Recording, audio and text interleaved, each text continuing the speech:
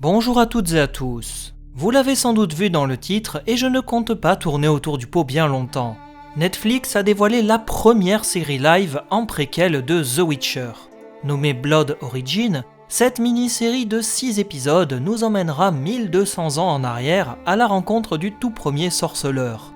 Aucune date de sortie n'a été communiquée jusqu'à présent, et je suppose qu'il ne faudra pas s'attendre à voir débarquer cette mini-série avant 2022, et la showrunneuse Lauren S. Isrich, qui officialisait pour The Witcher, revient derrière la caméra, accompagnée de Declan Debara, qui était un scénariste de la série The Witcher. Enfin, Andrzej Sapkowski, l'auteur de la saga littéraire, est lié à ce projet dans un rôle qui n'a pas été spécifié. Et voilà tout ce que l'on sait sur cette annonce qui, je dois l'avouer, m'a quelque peu pris de court. Je vous propose de revenir sur 3 points essentiels à mes yeux, l'annonce même de ce projet, l'histoire abordée et la chronologie avant de conclure.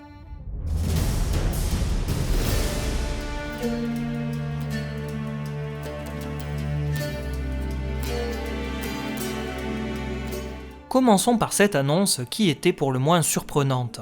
Le coup semblait être préparé minutieusement par Netflix et l'équipe travaillant autour de l'exploitation de The Witcher.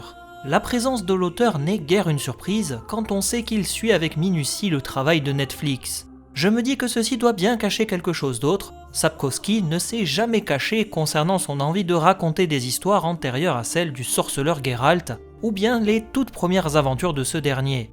Il a avoué des années en arrière qu'il bossait actuellement sur d'autres romans préquels, pas vraiment dans la continuité de la saga. Will you write another book about Geralt? What can I say to the fans? Yes, there will be new book.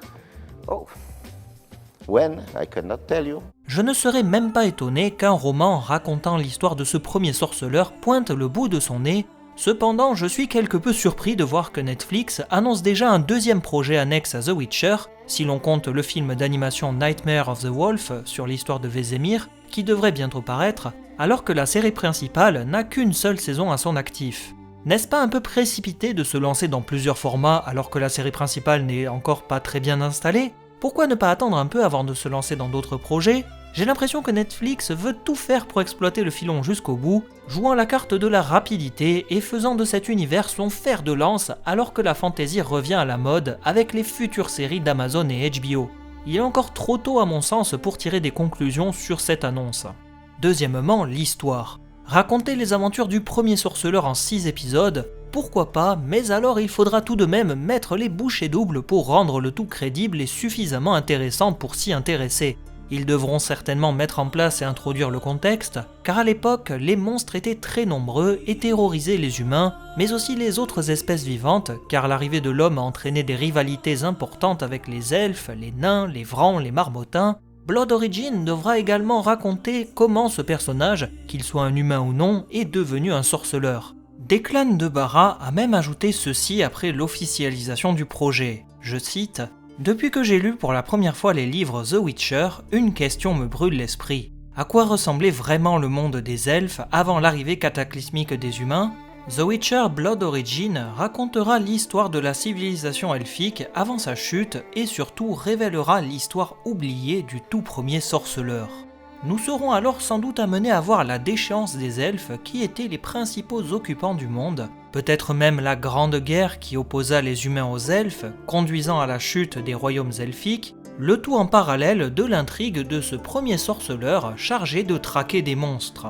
Nous verrons sans doute le premier rituel de transformation, mais aussi les échecs du passé, et j'imagine très bien l'histoire du bon père de famille qui voit sa famille se faire massacrer par un monstre impitoyable, qui en réchappe miraculeusement et qui accepte de se faire transformer en sorceleur pour venger sa famille. Oui, c'est ultra cliché et ça sent le déjà vu à 1000 km, mais si c'est bien fait, alors pourquoi pas ? Vu la courte exploitation de cette histoire, il vaut mieux que ce soit une sorte de quête, une vengeance par exemple, comme je viens de vous dire.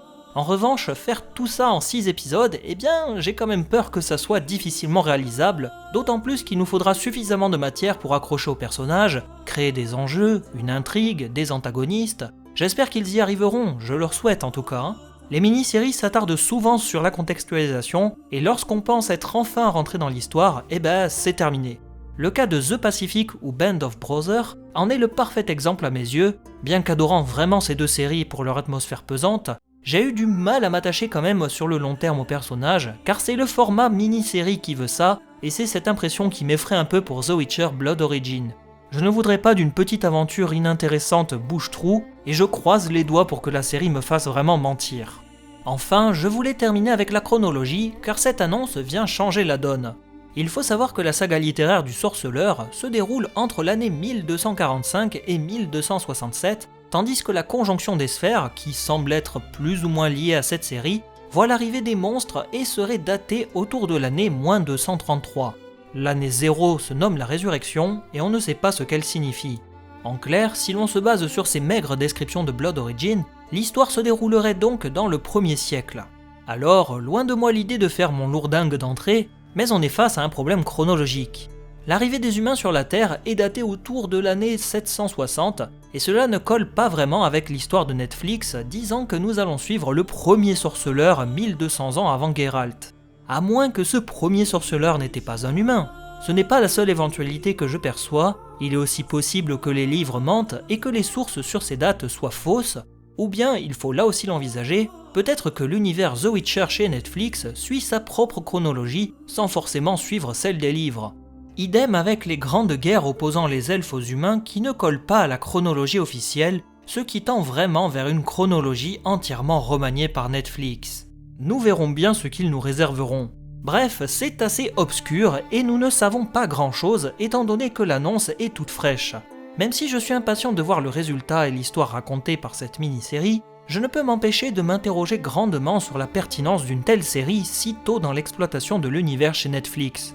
Enfin bon, tout cela me fait quand même plaisir à voir et je me dis que The Witcher a encore de belles années devant lui, notamment sur la plateforme Netflix. C'est ainsi que se clôture cette courte vidéo. Bien entendu, je compte sur vous pour me donner vos impressions sur cette annonce, et n'hésitez surtout pas à me rejoindre sur mes réseaux sociaux, et on se dit à la prochaine pour d'autres vidéos. Salut à vous!